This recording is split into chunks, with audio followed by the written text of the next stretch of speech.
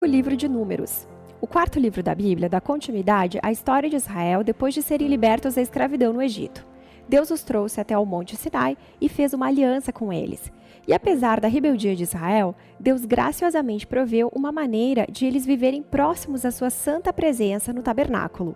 O livro de Números começa no final do primeiro ano em que Israel viveu na base do Monte Sinai. E eles iniciam a jornada pelo deserto em direção à terra que Deus prometeu a Abraão. A história do livro é estruturada de acordo com cada estágio da jornada do povo. A primeira sessão começa no Monte Sinai, então eles levantam acampamento e viajam para o deserto de Parã. De lá, eles viajam para as planícies de Moabe, que fica bem do lado da Terra Prometida. A primeira parte abre com um censo, onde o povo é contado, e é daí que vem o nome do livro. Há leis sobre como as tribos de Israel devem se organizar no acampamento. O tabernáculo fica no centro, com os sacerdotes e levitas ao redor.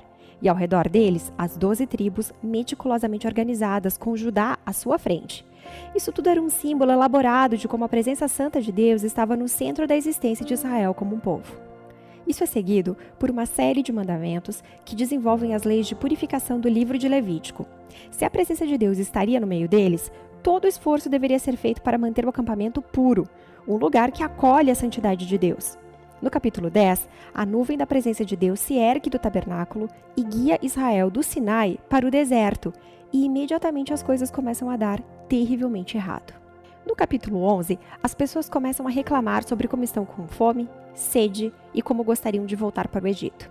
E ali no capítulo 12, os próprios irmãos de Moisés começam a se opor e falar mal dele na frente do povo. Essa viagem não começou muito bem.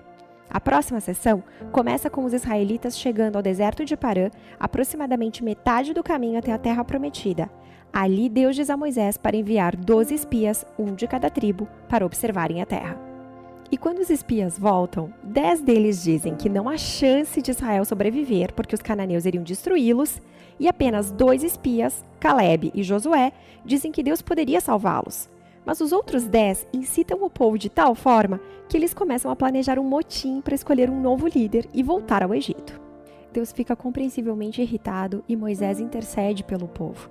Ele pede a Deus que seja fiel à sua promessa a Abraão, e Deus faz isso, mas sem comprometer a sua justiça.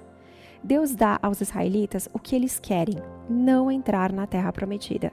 E sentencia essa geração a andar pelo deserto por 40 anos até eles morrerem. Apenas seus filhos entrarão na terra. E aí você pensa que essas consequências severas farão o povo acordar, mas a coisa piora ainda mais. Na próxima história, um grupo inteiro de levitas começa uma rebelião, e eles desafiam a liderança de Moisés e Arão, dizendo que eles foram longe demais. Deus age severamente contra esses levitas e renova seu compromisso com Moisés e Arão como líderes de Israel. Mas quando eles deixam a região de Parã e caem na estrada, as coisas pioram novamente. Os israelitas começam a reclamar de novo de sede e indagam por que Moisés os tirou do Egito, e Deus diz a Moisés para falar com uma rocha e prover água para o povo. Mas Moisés não faz exatamente isso, ele ultrapassa os limites. Ele bate na rocha 2 vezes e então diz: "Rebeldes, será que teríamos que tirar água dessa rocha para dar a vocês?" Com isso, ele desonra a Deus por se colocar no lugar de Deus como aquele que trouxe a água. E Moisés traz sobre si próprio o mesmo destino da geração que irá vagar pelo deserto. Ele também vai morrer ali e não entrará na terra prometida. Depois disso, os israelitas se rebelam novamente, e Deus traz um julgamento bem estranho sobre eles. Serpentes vêm e mordem o povo, e Moisés intercede mais uma vez por eles. Deus diz a Moisés para fazer uma serpente de bronze e colocá-la no alto de um poste, para que cada um que olhar para essa serpente seja curado da mordida venenosa. Esse é um símbolo muito estranho, mas ele se refere ao desafio que Deus tem ao ser fiel à sua aliança. Ele está certo em trazer justiça ao mal e ao pecado dos israelitas, mas até mesmo a justiça de Deus é transformada em fonte de vida para aqueles que buscam a cura em Deus. A partir daqui, o povo entra nas planícies de Moabe, e a primeira parte dessa sessão foca em um personagem estranho, Balaão. O rei dos Moabitas está surtando com esse grupo imenso de pessoas viajando pelo seu território, e ele contrata um feiticeiro pagão, Balaão, para amaldiçoar Israel. Em 3 momentos diferentes, Balaão percebe que não pode amaldiçoar Israel, pode apenas proferir bênçãos. Lembre-se da promessa de Deus para Abraão em Gênesis 12. E agora Balaão não apenas não pode amaldiçoar Israel, como Deus dá a ele uma visão sobre um futuro rei israelita que um dia trará a justiça de Deus para todas as nações. E essa visão nos remete à promessa de Jacó para Judá, no capítulo 49 de Gênesis. Vale a pena dar uma parada para refletir no fluxo do livro até aqui. As histórias de rebeldia no deserto vão se amontoando e piorando cada vez mais.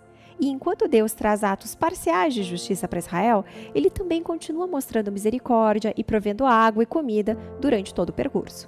Mas aí a história de Balaão mostra a graça de Deus em cores vivas, porque aqui está Israel no seu acampamento, reclamando e se rebelando.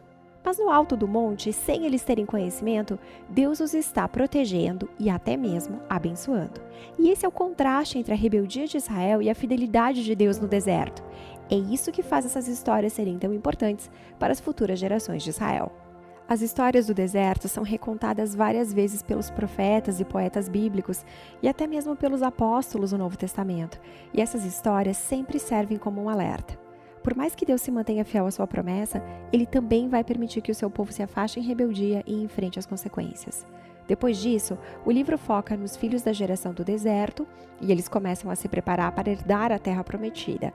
Eles realizam um censo da nova geração e então vão e vencem uma série de batalhas contra outros povos ao redor e algumas tribos começam até mesmo a se estabelecer na terra prometida. E o livro termina com uma nova geração pronta para entrar na terra e Moisés se preparando para dar suas últimas palavras de sabedoria e advertência. Mas por enquanto, é sobre isso que trata o livro de Números.